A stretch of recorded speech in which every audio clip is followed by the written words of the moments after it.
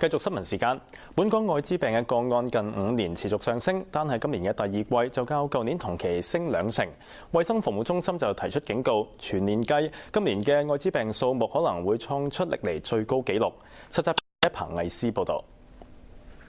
衛生防護中心數據顯示，舊年全年一共有559宗愛滋病毒感染個案，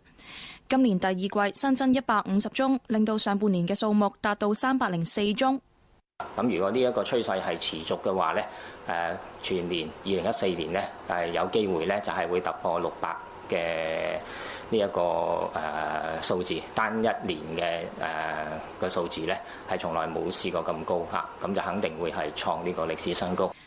喺感染途徑方面，有超過100宗個案係透過性接觸感染，其中超過70%係透過同性或者雙性性接觸感染。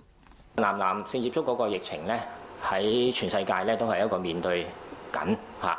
一個可以話係愛滋病毒嗰個預防同埋控制一個最大嘅挑戰。亞洲地區或者係包括中國大陸咧，其實都係嗰個男性接觸嗰個疫情咧都係上升。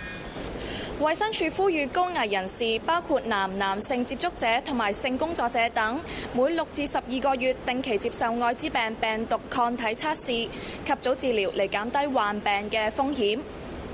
亞洲電視記者彭藝思報導。老人家